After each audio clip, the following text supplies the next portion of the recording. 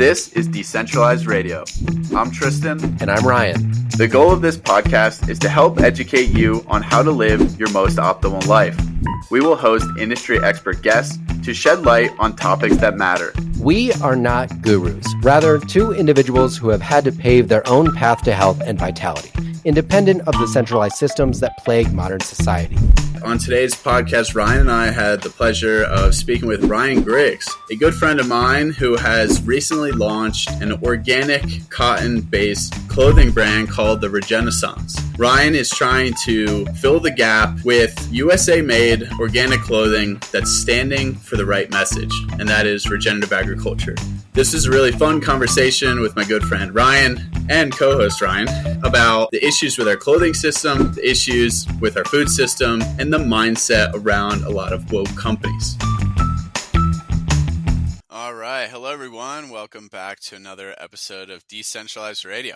Today, we have Ryan Griggs on the line. What's up, Ryan? How we doing, fellas? Highly anticipated conversation for today. And we have our other Ryan, our lovely co-host. How's it going? I'm so excited. Got two Ryans on here. All the Ryans sporting this. I feel like we actually even out the Ryans because there's always got to have one Ryan with a stash.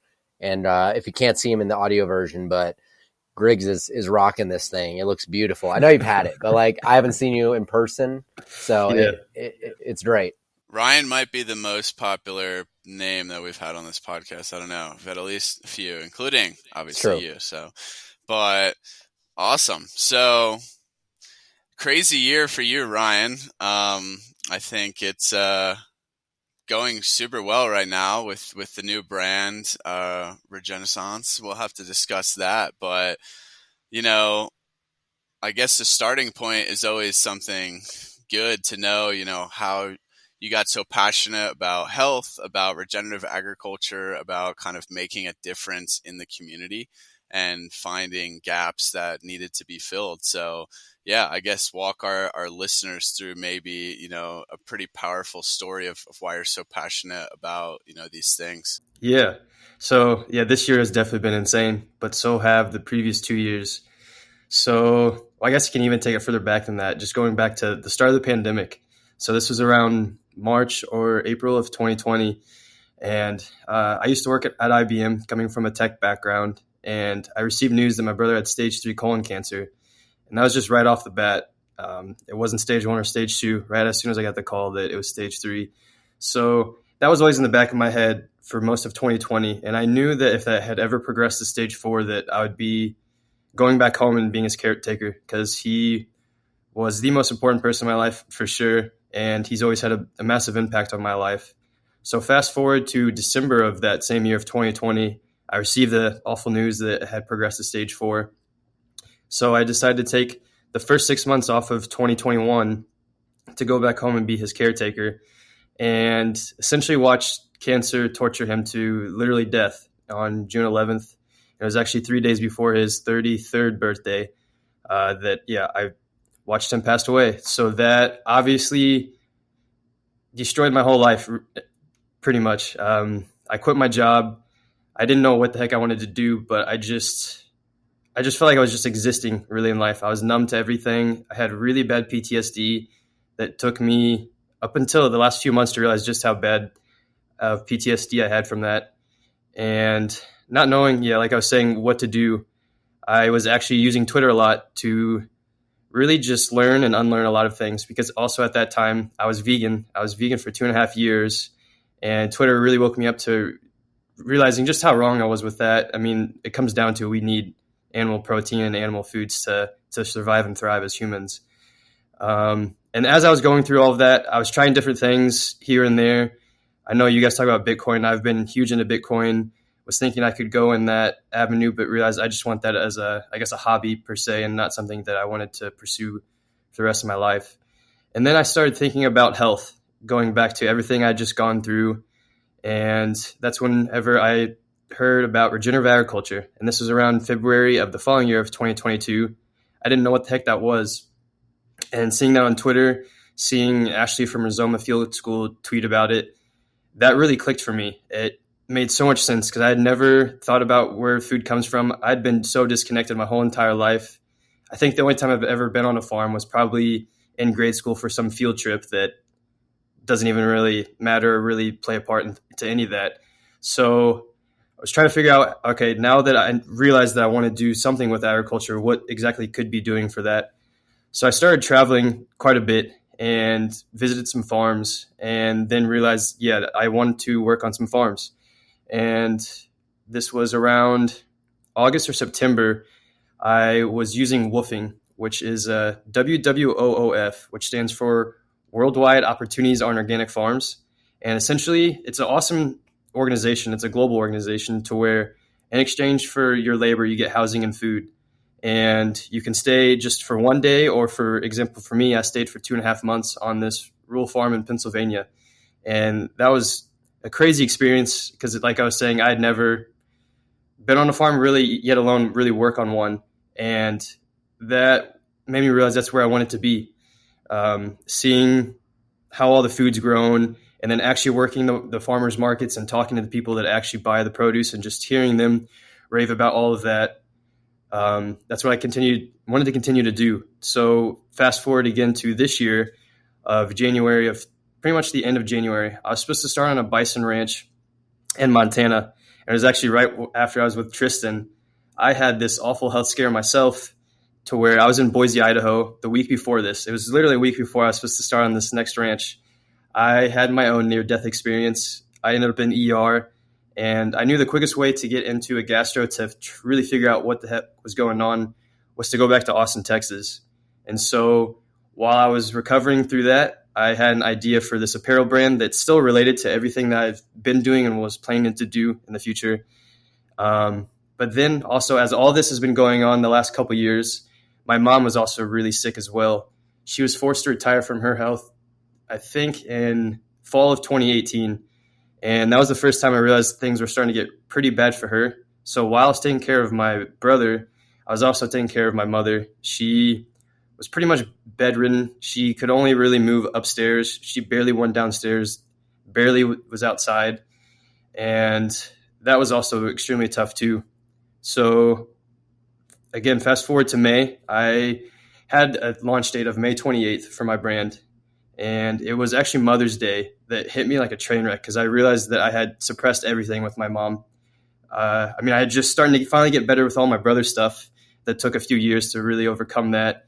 And here comes along just another wave of things with my mom, because I knew she was getting really worse really quick too. So I knew her time was coming to an end soon. And so I could barely function or do any work with my brand. All I was trying to do was just get it out there and get the launch date and making sure that that runs. So it was, May 28th, which is a Sunday, which was the Memorial Day weekend. That Friday, she texted me asking about my website, which I found strange because growing up, she's always the one that called and texted me pretty much every day. But as she, I guess, cognitively declined, she stopped doing all that. So I had to be the one reaching out to her.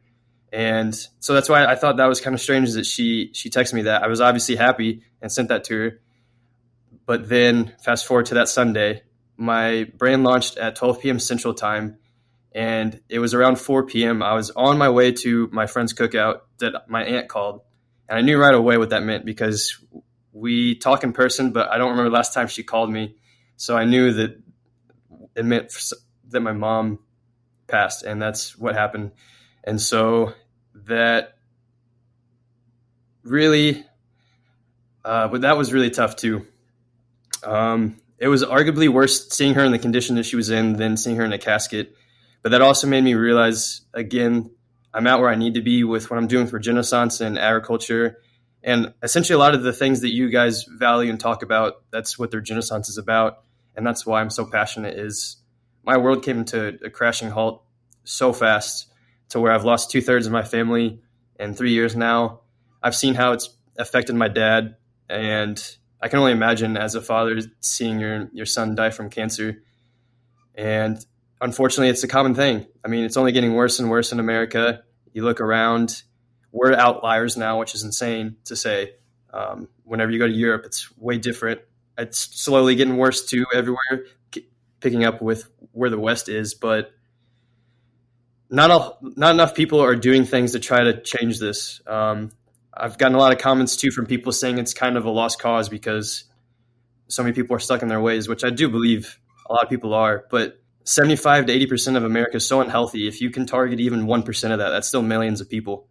And so that's why I'm so passionate about it, because I don't think about just the people that are alive, but their future families. You pass down all that knowledge to your kids. So whenever you see a fat kid, you assume that their parents are even more unhealthy, and that's always true. And so I really want to break that generational chain. And I mean, essentially what you guys are doing too. That's what I want to do.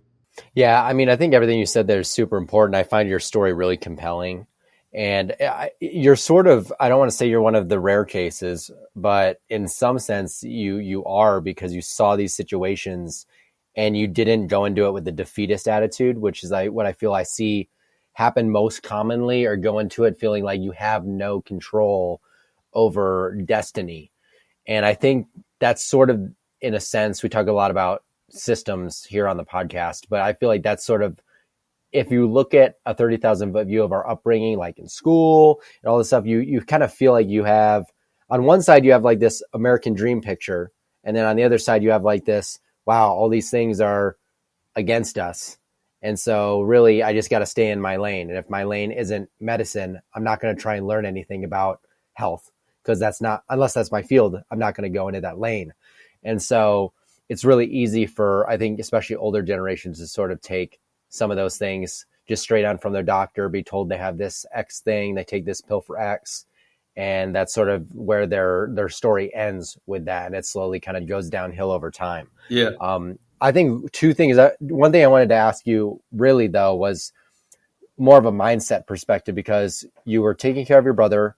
Simultaneously, you had to take care of your mom, and you had all this stuff going on around you. It would be really easy to, after having your brother pass away, or even in the middle of it, be like, man, I mean, I know you had this mindset shift, but what did it take to get there for you? Because I feel like everyone in those situations, and even in your own health stuff, which is mine and Tristan's stories, and now yours too, is sort of, you kind of get to this fork in a road, and you basically have two decisions you can make. You basically can let it consume you and roll with that, or you can use it as some sort of positive feedback and make changes that hopefully are positive. And so I'd love to hear a little bit about how you made that mindset shift to choose your path, because the path I think us three have chosen is probably the path of most resistance, as far as like career path, health path. Like, we're kind of doing all these things like on our own. And of course we found community, but I think it's a harder one to get yourself to moving forward on. So I'd love to hear about how you made that shift for yourself in a positive action. Yeah. So I guess going back to pretty much shortly after my brother died, I had really bad issues with weed, and I had switched back from being vegan to eating meat. So essentially all I was doing for, I don't know, I'd say 3 or 4 months after he died, I was a zombie. I barely did anything outside. From about 5 p.m. until about 5 a.m., I was just smoking weed and playing video games and just escaping, just trying to, again, numb myself.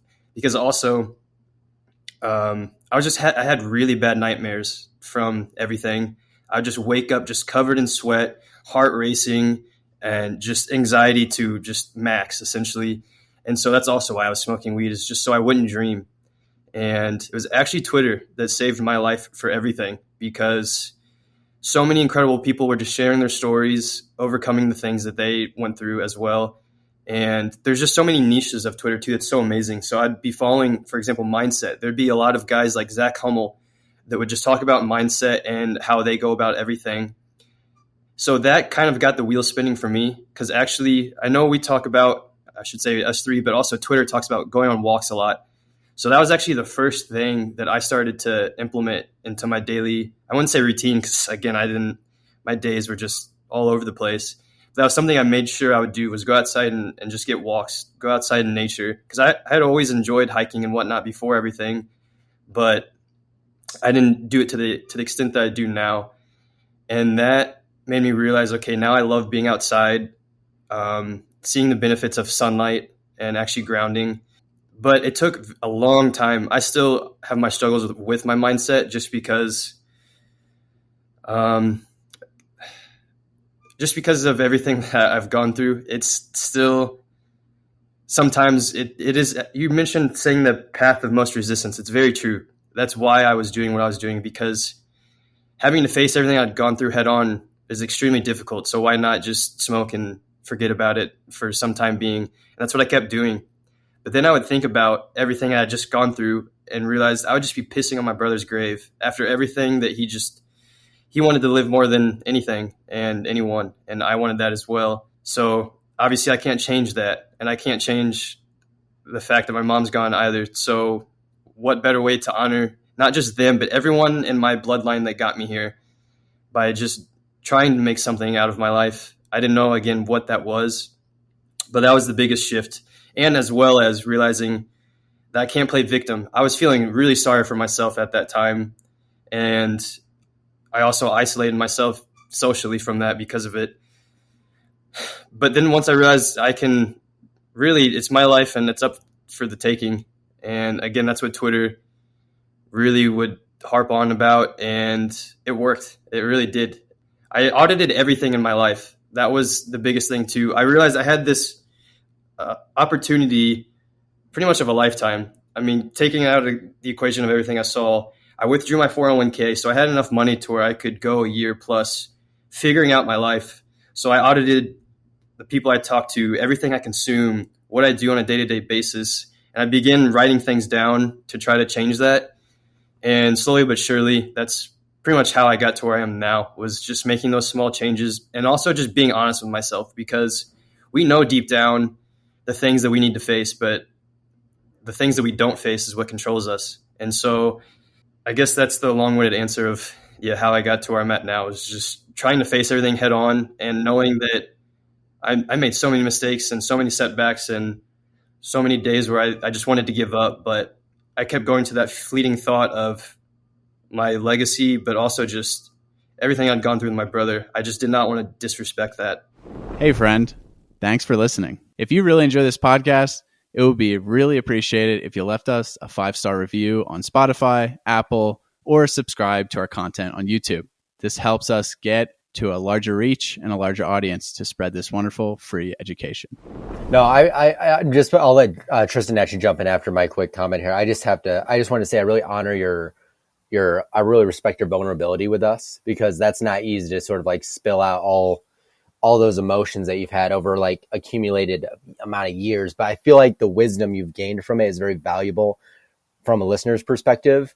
And it really reminded me too of things that even have recently been going on with me. I mean, I've been trying different forms of therapy, like some EMDR and like breath work stuff, and really trying to get at the roots of like some of my inner traumas to like release this tension. Cause I feel like we hold on to so many of these things. And like you said, it's sort of like the path of least resistance is no action, and it's like numbing it. And I think we all have done it too at one point or another, but you really come to, like I said, that crossroads. I think everyone comes to it, where you make that final decision of like which direction you're going to take. And it's really cool to hear your story of continual overcoming of these challenges. And like you said, though, what I really like what you said is like, it's still continual growth. Like you still struggle with mindset at times. And that's something I want people to really take away, because I don't think anyone ever has it perfect, but you gain the tools to learn to jump these hurdles as they come. And so I just want people to know, because I feel like it's easy for people to look at success stories and be like, I want to be at the end.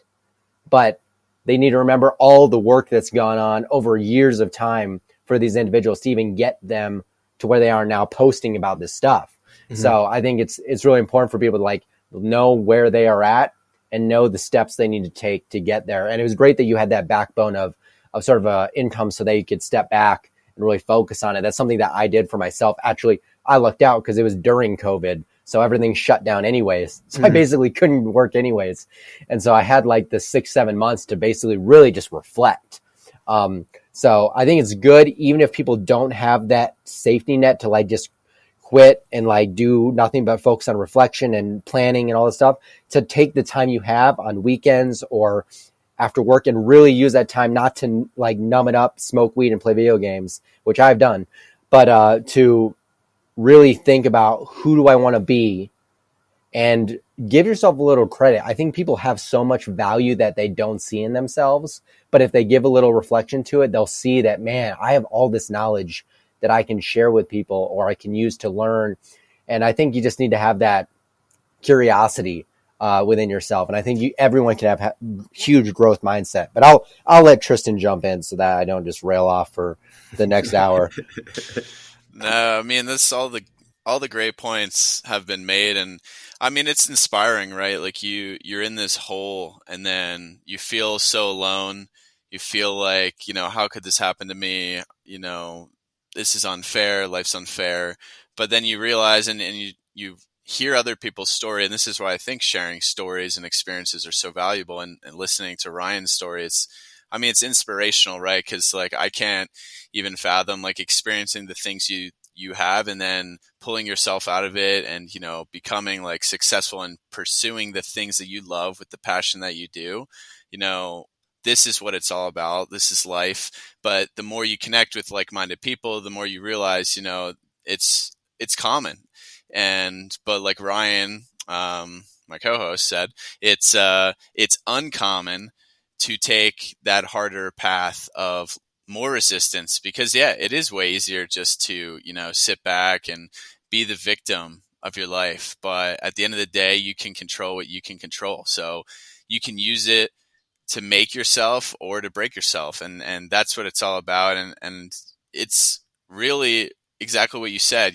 How do you want to be remembered, and how do you want your family to remember you? And you have the ultimate motivation then to succeed if you want to leave a legacy behind. So I think it's really empowering for people to hear this, because everyone's dealing with shit, right? Like you go through and there's a huge spectrum, and a lot of people are more fortunate or less fortunate than others, but everyone is capable of greatness. You just have to be willing to, see that in yourself and know that your life is 100% up to your control. And that's what it's all about. So I'm curious, the steps. So you kind of quit your job, which is also empowering. Props to you, because I still haven't done that.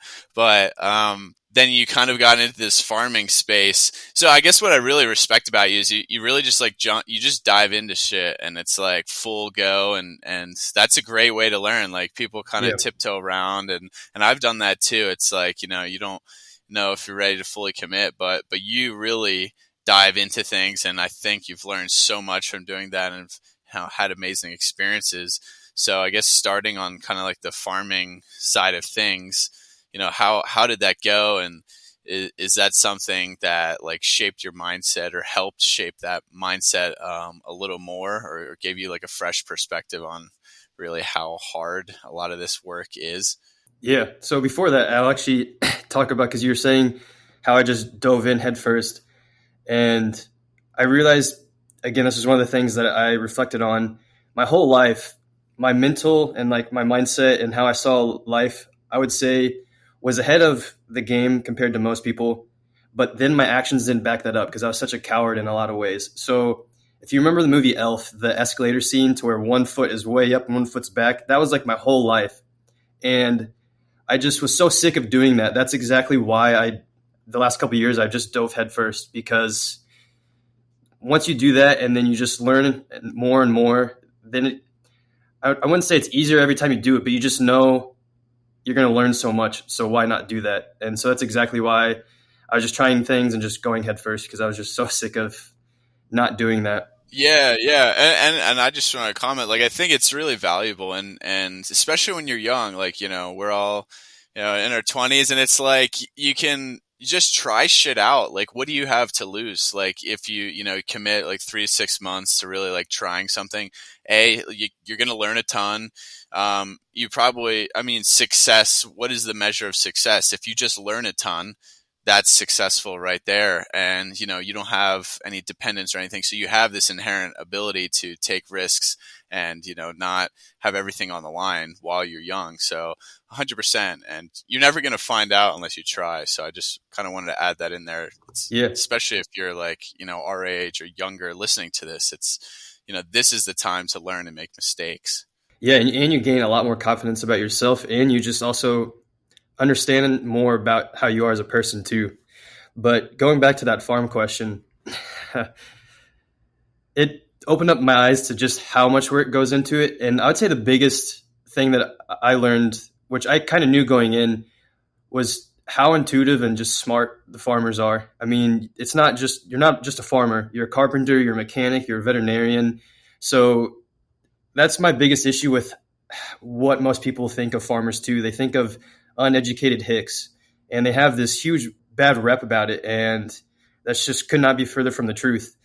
For example, there was one time where we had to corral the pigs I think there's about 15 or 20 of them, and we were trying to get the 3 or 4 fattest to ship off to be butchered. And there were about 5 or 6 of us trying to corral them, and it wasn't working. And there was a couple of times where he just quickly made changes, and they worked. And that just happened time and time again from the farm, just how quick thinking he was. And he grew up on a farm. His family bloodline have huge generations of farmers. So that was awesome to see. I think the biggest thing too is you really don't have days off. I mean, you have a lot less work on some days, but you still have to, the animals, you have to take care of them somehow. And so Fridays and Saturdays and Sundays, you'd still be out there. But at the same time, it's also amazing because you're outside the whole time. I would take that any day out of the week over being cooped up in a huge office building under blue light all day and pointless meetings that you hate. And then just being out in nature, it's hard to describe outside. It's very spiritual because I was agnostic when my brother died, and actually working in agriculture brought me back to just questioning everything, and actually now to where I'm a Christian again. And I would have just never guessed that ever happening, especially after something like cancer happening. Usually you would think that would go the opposite way of why would God do that? So I guess I'm going everywhere with this, but we worked pretty much 6 days out of the week, and we had a little break. There was 4 farmers markets Thursday through Saturday, which I eventually became the farmers market guy, which was really cool because I wasn't there from the beginning of planting the produce or whenever we first got the animals, but I still helped pick the produce and was helping rotate the animals and whatnot and helped with butchering. But then working the farmers markets and having these awesome conversations with those folks, again, just talking about how grateful they are for all the hard work that we were doing, comparing that just to the store-bought food that they try not to buy anymore, and talking about the actual quality and how much different it is. It makes everything so rewarding, fulfilling. Because I know, like Jason Rick, for example, they just talk about there's no more fulfilling work than being at the head of food production, because without food, we don't exist. So that adds to just with how difficult the work is, at the end of the day, it's still so worth it. Because I see the stress. I was only one of the workers. I didn't own the farm. I wasn't in the debt that they had. I wasn't working as a family and a husband and a father while also trying to take care of this gigantic farm. And so there's a lot of stress with that. And that, again, makes me just gain much more respect for all of the farmers and ranchers that are doing that, because you make a lot of sacrifices, especially in today's society with technology, to where you could get an easy virtual assistant gig for $15, $20 an hour, and you can just sit inside all day. Or you can be scraping by, have a lot of debt, but then you're also outside providing the food for your community and making a difference. So that really opened up my eyes to that as well. Just questioning what I value, especially from a financial standpoint. I mean, I know I kind of transitioned to now I have an apparel brand, but at the end of the day, I'm for sure starting my own ranch down the road, because I want to raise my family on a ranch and give them that experience that I didn't have, that most people don't have anymore. Because I saw those kids and how they pretty much interacted, because they were 5, 3, and 1, I believe. And just a totally different experience to anything I've seen, and how much they loved it. And yeah, that's something I would love for my future kids. Are you interested in 100% grass-fed, grass-finished bison meat? I'm excited to be a partner with Falls Family Ranches.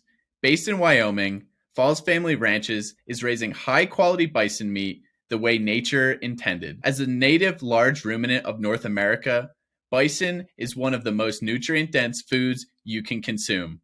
If you're interested in trying out their bison boxes, use code Tristan, Tristan 10 for 10% off your first order. Yeah, I mean, I don't think people really think about that too much. It's like you mentioned, sort of that.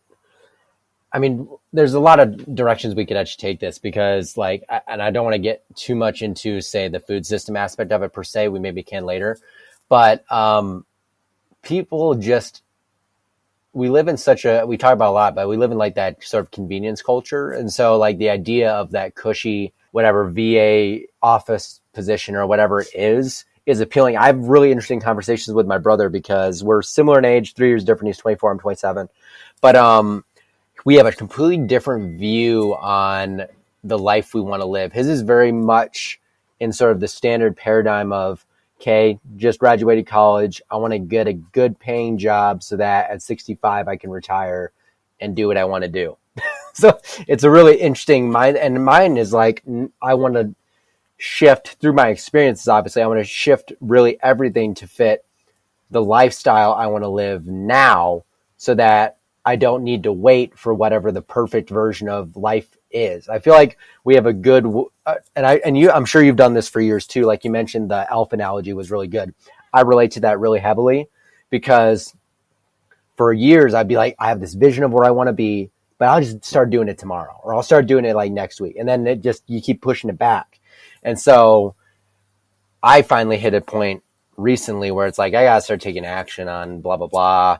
And just like got to quit certain things and take the hit and like start pursuing what I actually want to do. But I think people, like you said, really need to decide for themselves the lifestyle they want to live. And that's the difference between someone who maybe is a rancher their whole life versus someone that is like my brother who wants to get a good position and retires. That they're really in it for the lifestyle. We're in it for the lifestyle.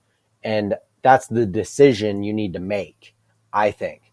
Because if you're in it for the lifestyle, all the baggage that comes with it is just part of the journey and you're kind of down.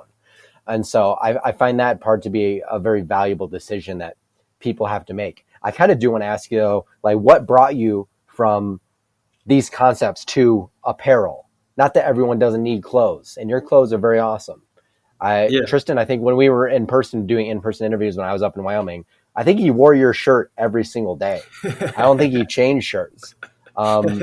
So he was mad repping in a lot of podcasts. I'm either wearing no shirt or those shirts. So that's awesome. That's free exposure. Really hot. Just remember, it's getting really hot out here, so it's more and more no shirts unless I have to like walk inside a store or something. God forbid. Also, I will just say let's kind of do like how do you conceptualize like the branding name, because I think it's beautiful, and also just like why apparel? Why were you drawn there? Yeah. So I guess I would say leading up to starting the brand, because like I was saying, I had this ranch that I was starting in Montana pretty much at the end of January.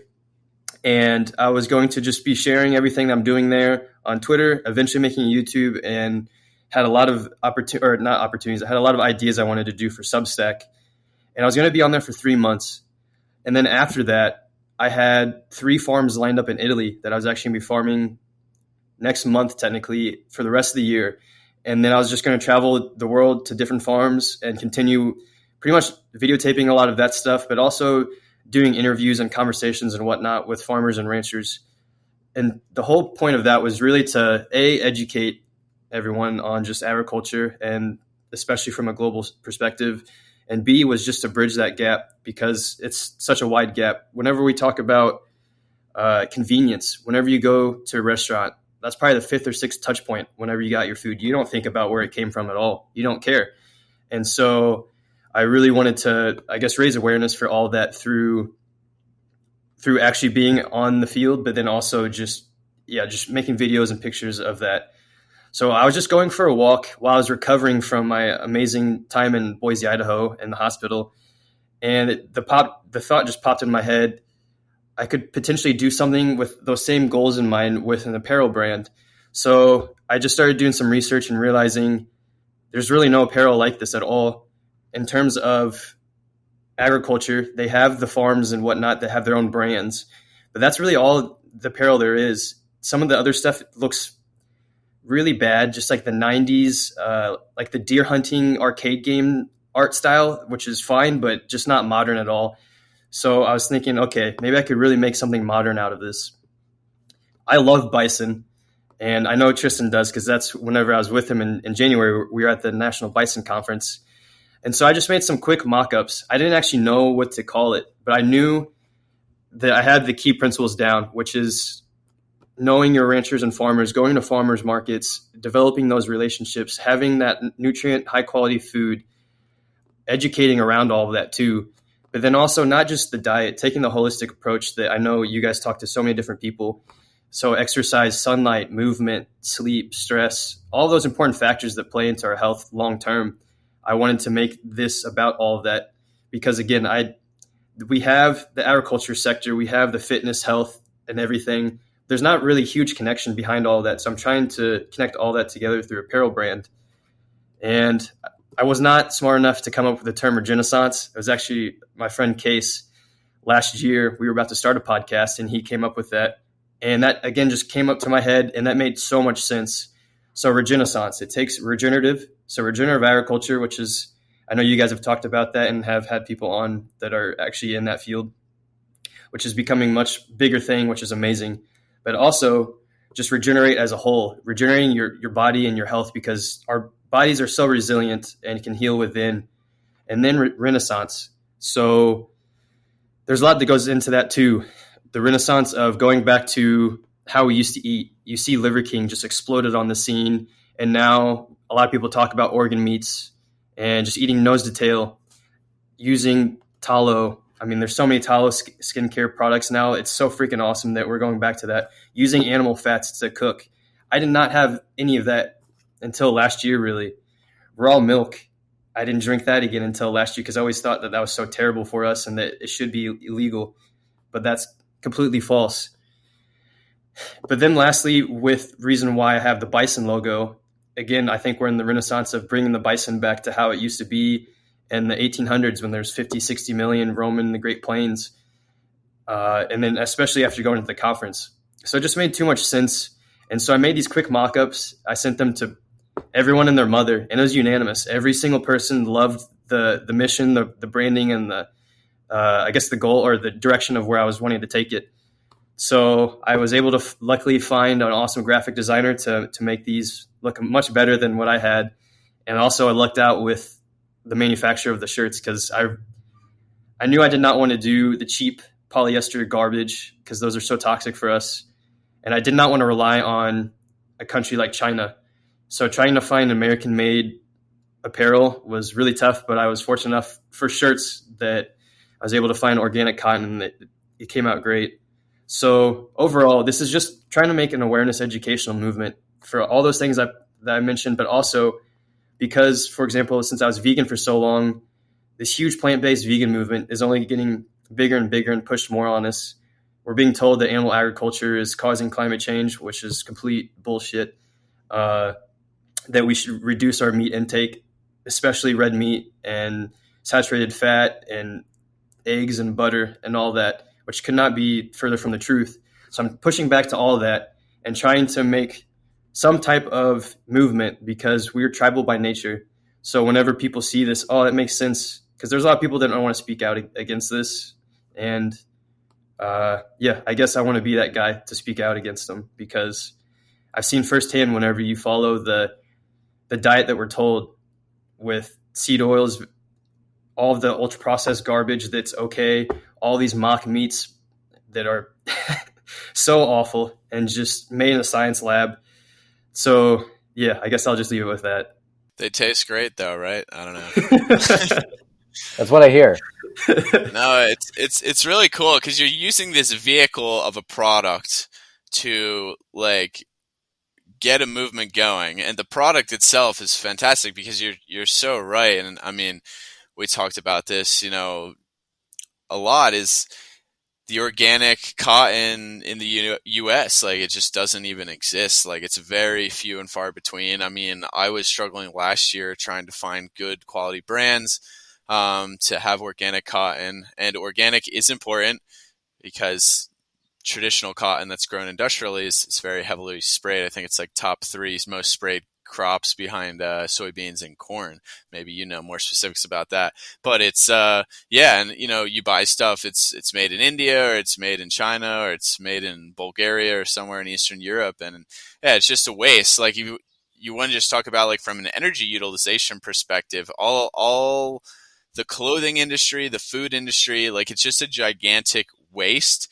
And we really need to get back to this like hyper local approach. And that includes clothing. But to me, it's like there's such a gap.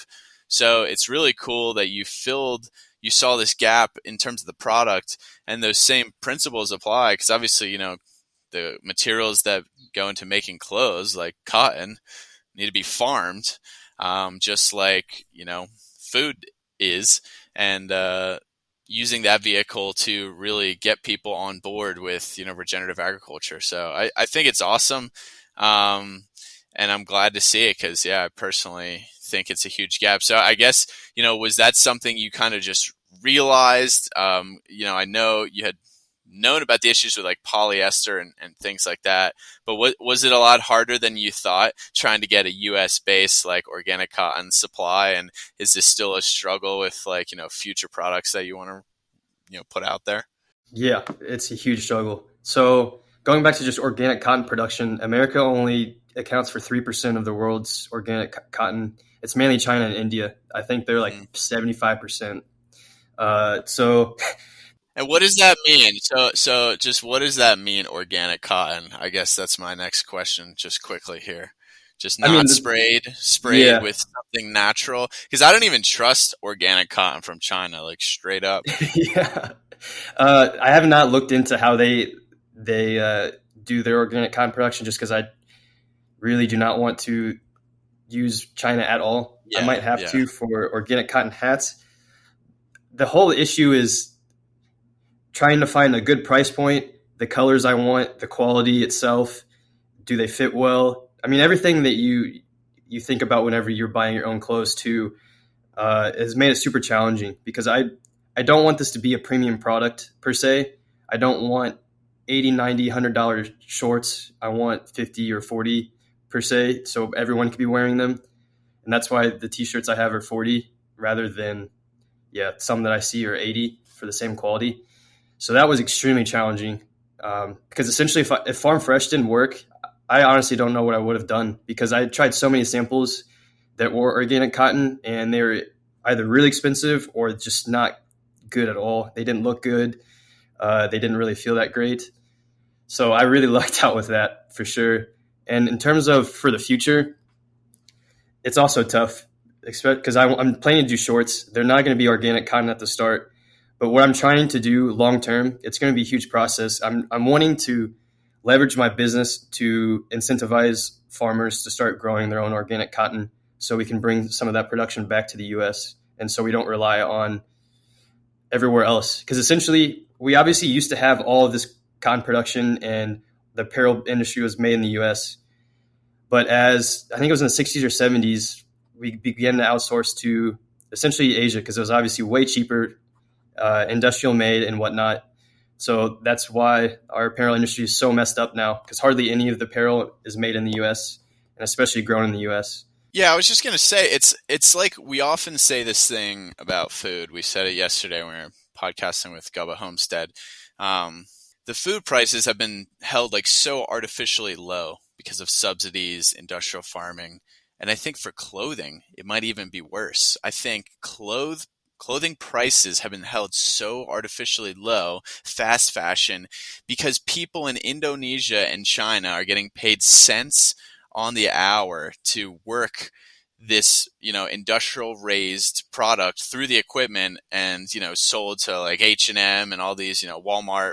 Like a t-shirt shouldn't cost $10. Like there's no way that even economically makes sense. And, when you put on like one of your shirts for $40, which $40 isn't even a lot of money today, sadly enough, but it's high quality. If you take care of it, like it's going to last you a longer time. We don't need like Ryan was saying, it's like, I wore those are the only shirts like I need to wear. Like I cycle through a few shirts like this whole summer or not wearing a shirt. Like you don't need 25 shirts in your closet. Like I have so many shirts just from over the years accumulating. A lot of them are, synthetic fabrics I just don't wear anymore. And it's such a waste. So I just wanted to comment that because I think it's like, again, the sticker shock that like people need to get over. And when you do have this like more quality product, you should be willing to pay for it. And if you buy half the amount of shirts, you can pay twice the amount.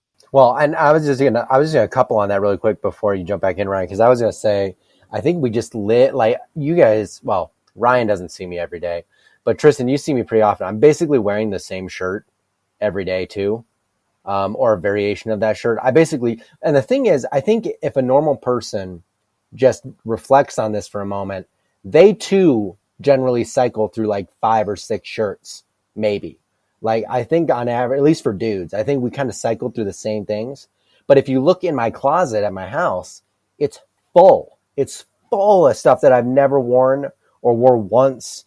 And we live in this time since about, I think the period that you're post World War II of American excess. So we think of American exceptionalism, but I look at it as like American excessism.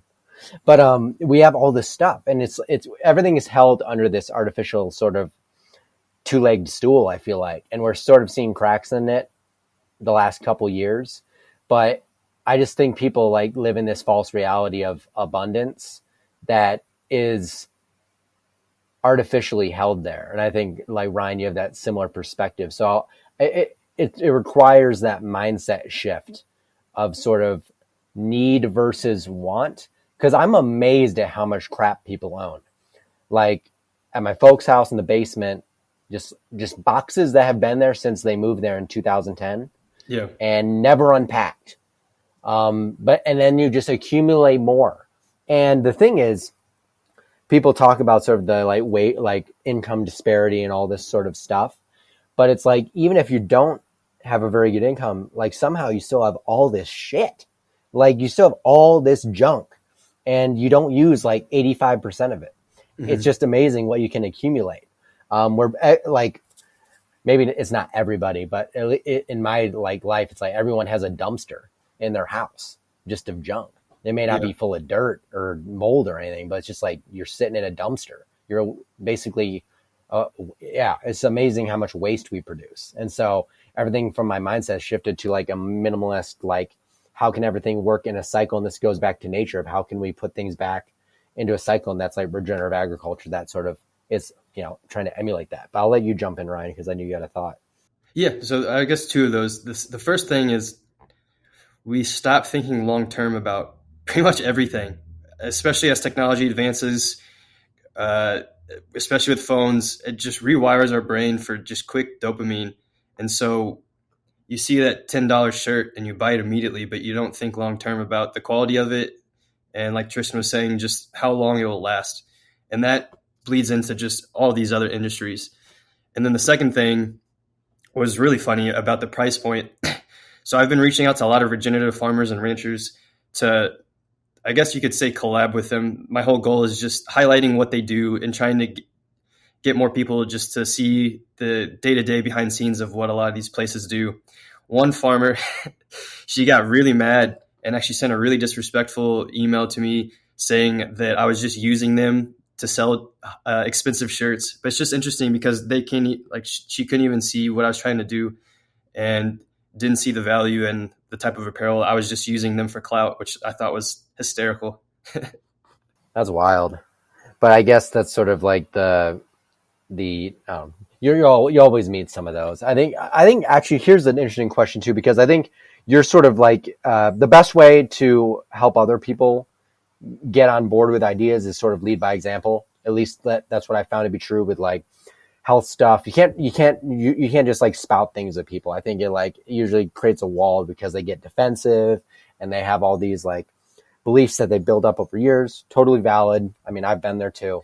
How do you, I think I know your answer, but like, how do you continue to engage with farmers and just people in general to tap into that 1% to create change? Because like I said, we've had this conversation before where we've asked a guest like, well, how do you get people to change their minds? And truthfully, on a math scale, super difficult. And it may not even be what the goal should be. It should be trying to tap the 1% who are probably curious, or the 5%. But how do we continue to do that?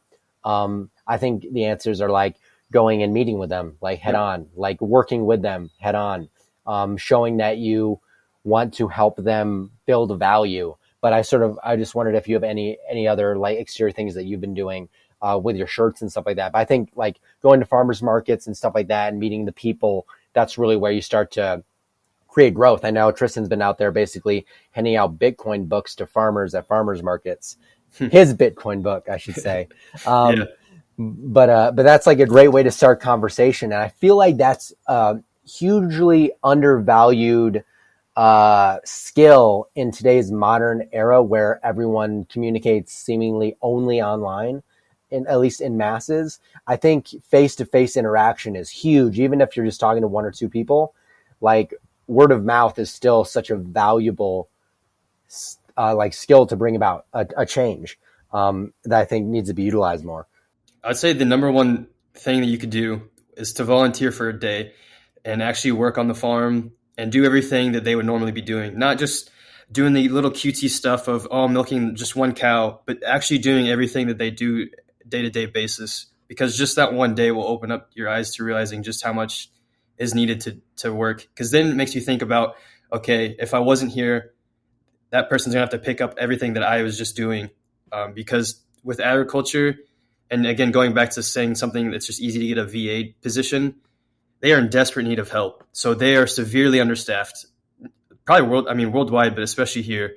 Every farm and ranch could use help.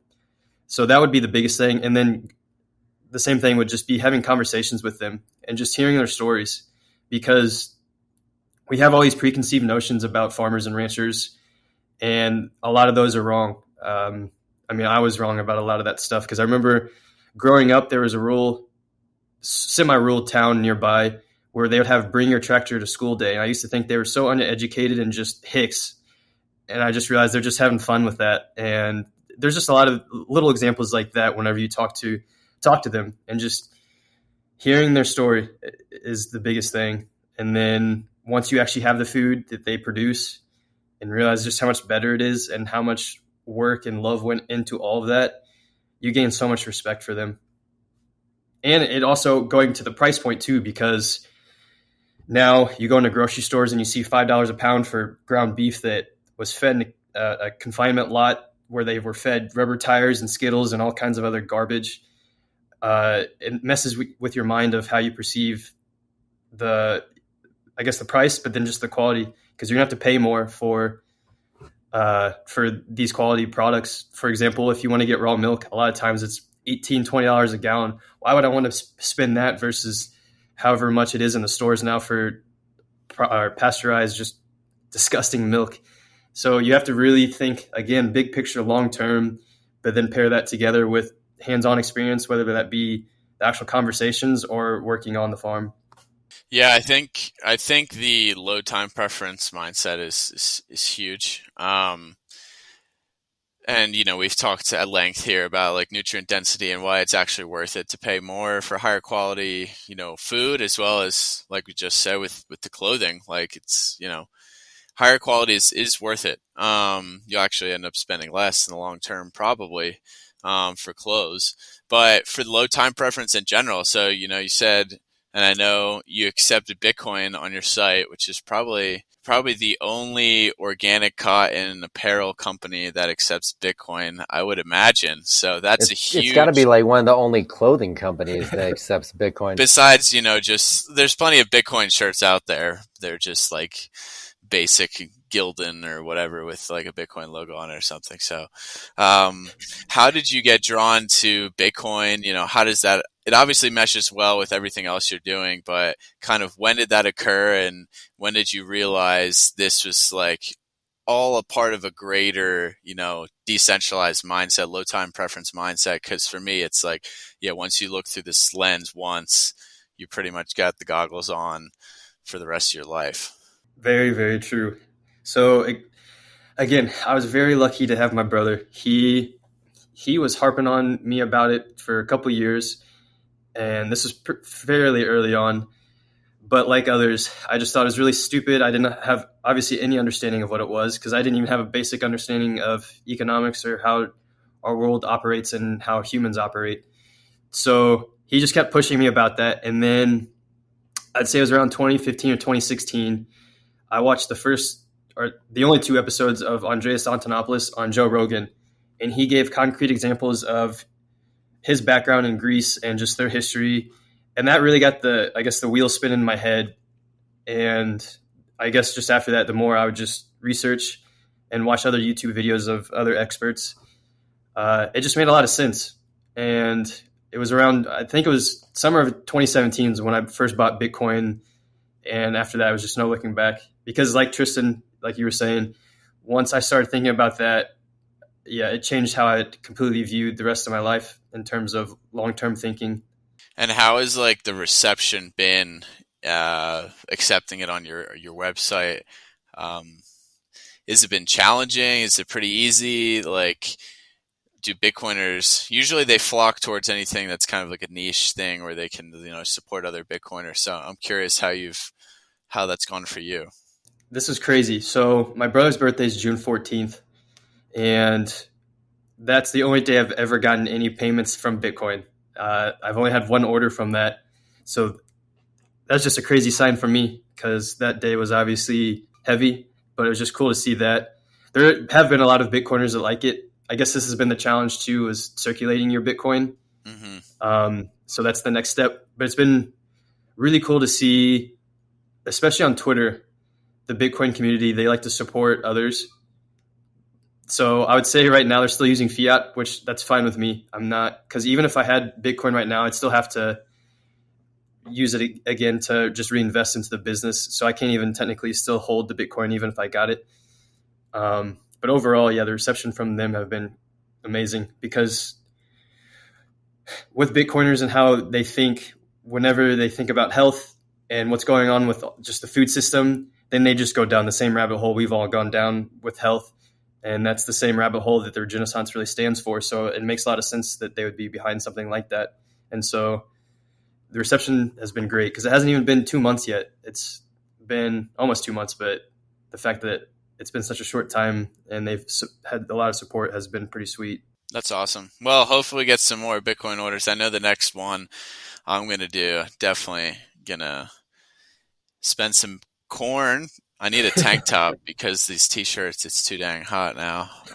But yeah, no, it's cool. And I think, growing that circular economy, like you said, it's so important. Even if you don't accept it, and we've had, farmers, ranchers on here, and, again, it's just growing that awareness and getting people experience. Like, how many people own Bitcoin have never, really sent a transaction or, actually like utilize the network or use a Lightning network. I think it's all part of the growth that needs to happen to kind of test it out. And it's awesome that, I think you're using like a Strike Shopify plugin, right? So I've been looking into that as well. To get it on our Bison Ranch website. And the infrastructure is being built, so it is easier to use because 2 years ago that didn't exist. So it's cool to see this kind of coming to fruition in general. But I'm curious, going back to like, the health system and just everything that happened to you, like how has your perspective evolved these past few months now that you're feeling a lot better? And are there things that have moved the needle more for you? Kind of what's like your outlook on, optimizing your health right now? Because it's obviously, still a work in progress for all of us, striving for improvements, not perfection. But since I last talked to you, you've kind of, gone through a lot. So I'm curious how you seem to be in a lot better shape now, which is awesome. Yeah. So I didn't even mention I destroyed my body after my brother died because I was just emotionally eating.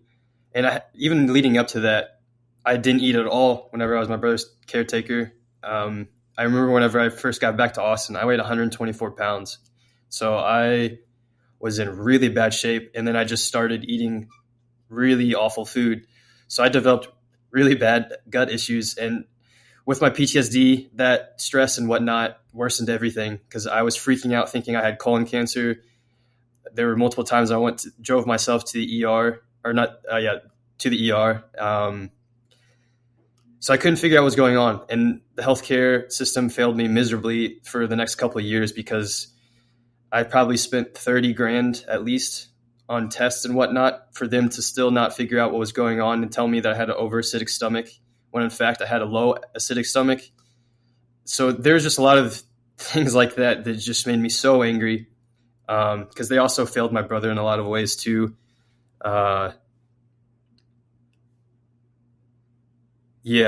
So I did a bunch of tests, all kinds of colonoscopies, endoscopies, stool tests, blood tests. Still couldn't figure out what was going on. So my health actually worsened when I got on the farm because I still couldn't figure out what was going on. I remember I went to a gastro in a nearby town. The first thing I said when I walked in was, "Don't prescribe me antacids," based off of everything I gave her. And she jokingly checked off the box on her paper saying that was my first line of defense. And that, I've already questioned a lot of stuff, but that was just, okay, I'm not relying on bullshit like that anymore, because all they do is go by the textbook and they can't think for themselves at all. And I noticed this time and time and time again. So I tried to do independent, and I found a guy through YouTube because I had convinced myself I had SIBO, and that was the only way I could get a SIBO test. Fortunately, I did not have that because that is freaking terrible, small intestinal bacterial overgrowth. But even working with him, I still could not figure out what was going on. So I hired another guy, Alejandro AD from Twitter, and he had me take a full extensive blood panel for vitamins and minerals to find out what I was deficient in, a thyroid panel. Those two things answered everything for all of my issues that I've had the previous 3 years. And not a single doctor recommended me doing any of that. That's where I found out I had Hashimoto's. So that made so much sense why I could barely function on the farm. I had no energy because that just worsened everything. I was deficient in quite a few vitamins and minerals. So then I started tackling those. And then it still got worse. I mean, that was the reason why I went to the ER in January, because I was doing so much traveling. I was doing a lot of manual labor with the farm because that worsens your Hashimoto's. Because Hashimoto's essentially is just a worse form of hypothyroidism. It's freaking terrible. I still have it, and I'm fortunately healing from. But I'd say the biggest things that I've improved on that have helped everything with my health, because I'm still physically exhausted, but mentally I'm the best I've ever been in my life, despite all this stuff. That's because I'm finally in one single location. I've been in Austin pretty much most of this year now and plan to be here for a while. I really focused in on my social life because I had realized how much that played an effect in me. Not even because all of my social was through Twitter and online. I still met people as I was traveling, but I wasn't with that select friend group locally to where I had those friends. And so after 2.5 years of not really doing that, that helped immensely. Just getting outside, I probably walk 13 or 14,000 steps a day because I can't lift or do anything just yet with Hashimoto's, but just doing a lot of grounding and walking outside has been immense. And then focusing on my diet, which is really simple right now. I just eat meat, eggs, shellfish, raw honey, and fruit, and then occasionally raw carrots. And that's pretty much all I stick to right now. And I know over time I'll eventually heal from Hashimoto's and everything with my gut and bloat. So yeah, that's been my biggest factor. And then I remember, Ryan, you were mentioning about somatic breath work. That was another thing that I've implemented because you definitely store your trauma in your body without realizing that. When I was on the farm and still couldn't figure out what was going on with my health, the owners were helping me a lot too. And they had this lady in town that does Reiki sessions. I had no idea what the hell Reiki was at the time. And so I went in and did that. And she mentioned I had a lot of negative energy stored in my gut and lower body, and that you have to find a way to release it, whether it be yelling out in the woods or something. But I've been able to do that through somatic breath work. And that is a huge thing that also isn't talked about. Unfortunately, we have guys like Michael Amons that are going to start bringing that to the limelight because it's so huge. Because you do store a lot of negative trauma in your body without realizing it. And the longer that goes on, the harder it is to, I guess, really fix, and the more work you have to put in. So more breath work that I've been doing. I do that every single day now, whether it be Wim Hof or just normal breathing with meditation.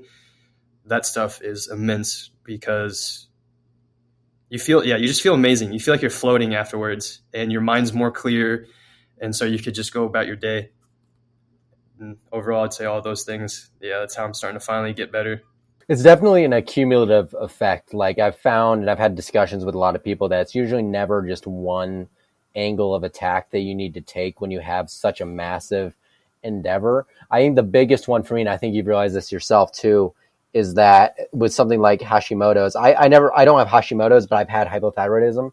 I was on like medication for like 2 or 3 years, and then I've finally been able to get off it this year. But it was one of those things where it was a result of, you can push yourself too hard in a physical manner, but you can also be pushing yourself too hard from a purely mental perspective. And both of these drive up your sympathetic nervous system. And I think so many of us live in fight or flight without even knowing it. You may not even be working out. You may just have a desk job 9 to 5 like my dad, but you're so stressed from just that you never come down, and you have these inordinate cortisol spikes. And there's no just one simple angle of attack for those things. Like it's usually a multitude of things with diet and the way you breathe. I mean, the way you move, your light environment, grounding, like it's all these things. And so I think that's like a really important point to get out to people, is like, it's never usually one thing. I actually want to ask you, like, for people that are out there, this is like a difficult thing, because everyone has to, it sucks, because I feel like if you're really sick, we all go through the same motions. Like it's almost having the same conversation with everyone that's ever been sick, and then finally got to where we are with the mindset and where we've had to do. Is like, you go to all the doctors, you do every single test known to man. I've had an endoscopy and a colonoscopy at the same time, so I've been there, like trying to figure out like gut stuff. Nothing came back, and it makes you wonder, like, how much of what am I doing in this conventional setting is even valuable? Like, am I just like spending money? Like, and I was like tens and tens of thousands of dollars over years. And then you come out of it and you're like, man, I could have just done this. But what would be a first step? Like if someone's listening, like, and they want to break that cycle, like how do they find, like you found someone on Twitter, like how do you find that direction? Because that's like another stopgap I find for people, is they get overwhelmed with the process. But I think you need to be comfortable with the idea of being uncomfortable, and that you have to kind of figure some stuff out for yourself. But if you have any sort of tips on like what to look for in a practitioner or these things that sort of get them on the right path because you've been through it, I think that would be valuable. There are holistic in-person doctors. I've never done that before, so I can't give insight on that. So mine's purely just from online, just using the keywords of whatever symptoms you're having, because that's what I first did on YouTube. I thought I had just a laundry list of issues that I eventually thought it was SIBO. And then one of the guys that was actually making those videos, I had just reached out to him and went from there. And then I guess as that continued on, it just bled over to Twitter, as I was just finding people in the spaces, whether it be holistic health, esoteric health, and then just using keywords as that, seeing what they share, because a lot of these people practice what they preach. So for example, the guy that I found on YouTube, he had SIBO himself, and he healed himself from that. So he had that skin in the game. And Alejandro AD had awful gut issues that I guess the healthcare where he was at failed him too. So he took it upon himself to heal himself. And now he is just so engrossed with all that, does his own research. And so there's a lot of people like that, to where they just themselves were failed. So they took it upon themselves to heal, and now want to help others. And so there's a lot of people like that. You just have to search, and it does take time. And you also might not work out the first time. Like I was saying, it took me two people to hire to finally figure out what was going on and make those small improvements. Yeah, I mean, I think people need to have the courage. I don't know if the courage is part of it, but it's sort of like you got to be okay with knowing you're going to make a mistake. You may hire the wrong person, it may not work out. Like you mentioned, in-person practitioners. The first practitioner I ever worked with was local. And I thought he had good intentions, like great stuff, but it didn't get me anywhere, really. I just kind of took more tests and just knew I had more problems. But you need to just, the thing is, you need to be comfortable with making mistakes, because that's how you're going to learn, and that's how ultimately you're going to get to where you want to be. And you got to be okay with the process. And I feel like a lot of people with like the quick dopamine hit lifestyle we live in, where we're used to going to the doctor, getting a pill for an ailment or an antibiotic, and then it's done or whatever. And you don't know about the damage you're doing, but it's over. Like it's all you got to do. You're used to the 15-minute doctor visit. Well, it may take 90 minutes of sitting down with someone, telling them your life story, and then you realize you have all this stuff, including trauma, that is causing a host of issues. And so it's really learning that your body is complex. It's never just like a simple solution per se. I love when it is though, but I think patience is the virtue in cases like this. That's so true. I mean, whenever I was on the farm, I was changing my diet like constant. I thought maybe if I just got rid of vegetables, and then I did full carnivore, and I wasn't being patient at all. And that was a big awakening too, was I was changing too many things all the time. Nothing was working, and I was getting very angry and lost. But then also what was great, it was disappointing at the time, but great at the same time. For example, whenever I did that SIBO test, you still learn from that. I learned, okay, I don't have SIBO, it's something else. That's still important. And so you gotta take those and value that as well, as frustrating as it is. Totally agree. I mean, I know Tristan and I have been through a lot of that. Yeah, I mean, it all comes back to the mindset as well, right? Like, I think if you harbor this like positive, innate thought that you can accomplish things and you will get better, like, you know, that's what dealing with chronic pain is all about. It's kind of getting out of that negative feedback loop. And yeah, I don't know if it'll be out at this point, but I did talk with Michael about all this, and yeah, it's really powerful stuff. And, it's something, you know, coming from a background of like concussions and things like that. Yeah, it's, you know, these invisible, you know, pain loops that we're stuck in. And we are, you know, we're energetic beings, right? So we can harbor traumatic events and get stuck in these places very easily if, and then that blocks, you know, a lot of communication, or it just causes a lot of chaos in our body, and distracts it really. Like, it just takes priority over, you know, optimal function, because that's, you know, our nervous system is just stuck in this sympathetic state. So all these things, the way I see it is, unless you like, you're really not going to heal fully unless you deal with this stuff first. And it doesn't matter what diet, you know, obviously if you clean up your diet, like, you know, you're going to stop pouring gasoline on a already burning fire, but you have to put the fire out first. So you have to find where those, you know, switches are, and try and flip those off, whether it be through breath work, meditation, you know, dealing with that trauma, talking about it, you know, releasing negative energy, screaming in the woods. That sounds awesome. Maybe I need to do more of that next time I'm backpacking. But not gonna lie, it's great. Yeah. So these all matter. Like, it's not, that's why, you know, it is holistic health, right? It's like all encompassing. And if you think that one thing, diet or exercise, is going to like fix you, and especially that's like clearly what you've seen, like it's going to help, but it's not, you know, that's just like one aspect of it. And it's really multifaceted. Everyone's situation is different, and some far more complex than others, but you kind of have to take this high level view of what is health and apply that to your situation.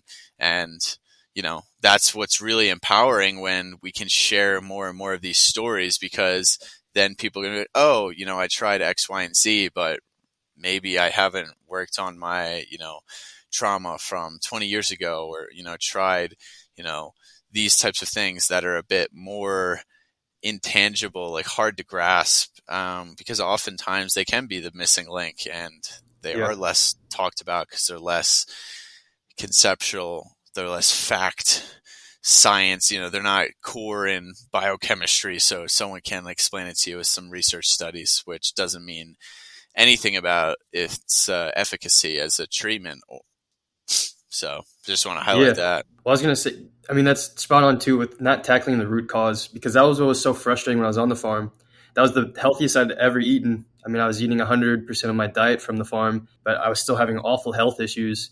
And that's just because I didn't realize I had Hashimoto's. So obviously working on a farm with all that stress, not working on the trauma that I had stored in my body, it still didn't really matter.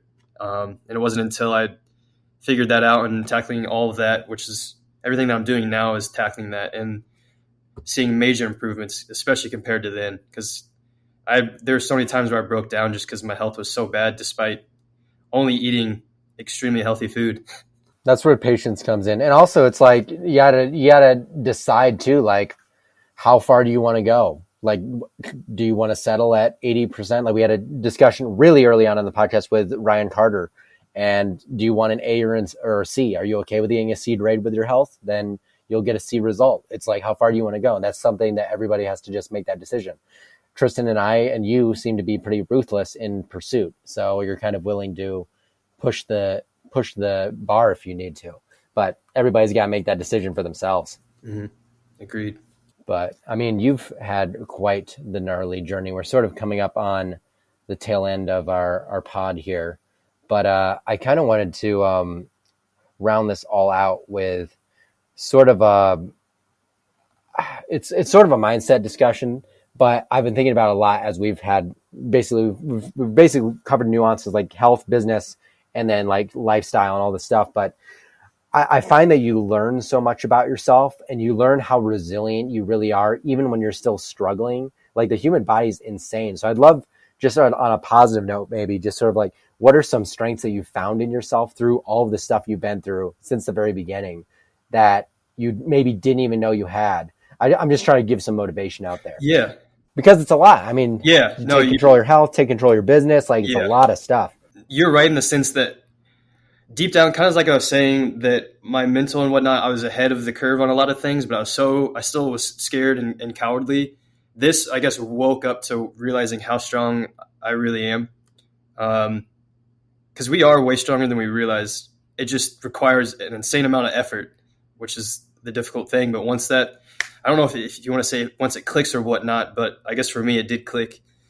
I just didn't want to go back to how I used to be So I guess the biggest awakening for me too, I'm not the smartest guy at all. I'm definitely not the strongest, but I have got more heart than a lot of people, and I wear that on my sleeve, and that's what carries me in life is that. I don't know if that best answers your question, but that's what I'll get for that. No, that's great. I mean, that's that I feel the very same way. It's sort of like I have this ruthless inner just like drive to be better in any capacity. I think the hardest lesson, maybe you've had to learn this too, is like sometimes to take a step forward, you got to take a step back in some aspect. Yeah. And that's hard because we live in that culture of even in our community, it seems like everyone's like, oh my gosh, everyone's doing all this stuff.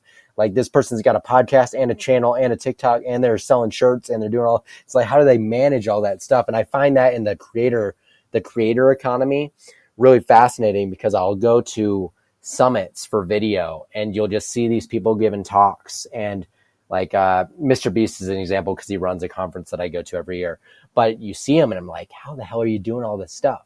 But then you realize like, oh, underneath they've really been suffering with all this crap because they've been doing too much stuff. And so it's sort of like finding that where's your balance, you know what I mean? And that's pretty difficult, but I think it's achievable. It's just sort of like, you really got to have everything in a line, your dominoes in a row. Otherwise everything can come crashing down if one of them falls, you know what I mean?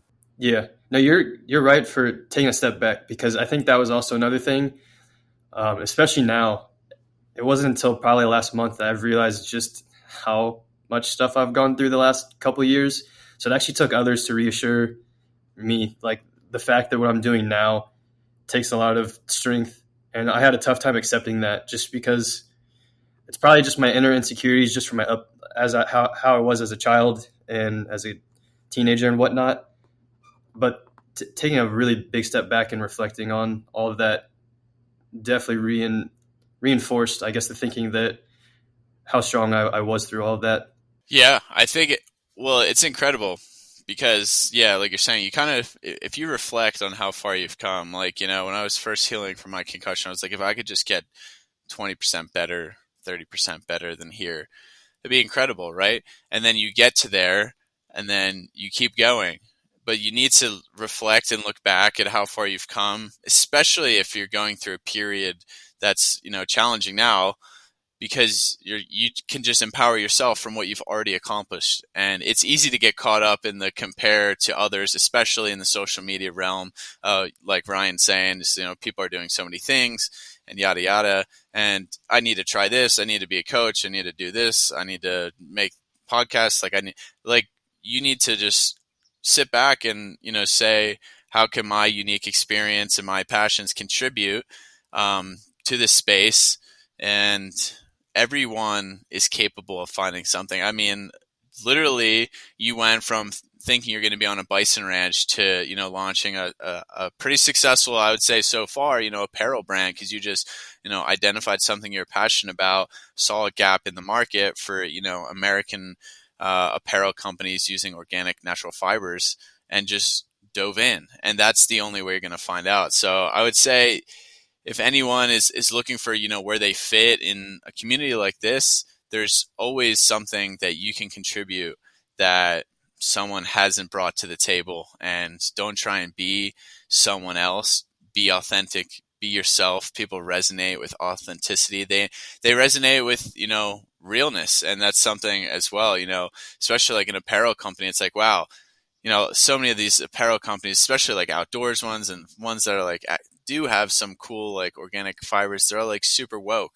and you know, people don't resonate with that. So I find myself all the time when I'm like wearing all this Patagonia shit, I'm like, wow, I feel like such a jabroni, because I don't even like Patagonia's gone off the deep end, but you know, they have organic fibers, and like I respect that. But when your brand stands for something that really people resonate with, and of course, you know, our audience resonates with, then it's even more so spreading that movement. So I just want to say that to everyone. It is empowering, and there's always something for you to contribute, but it needs to be authentic.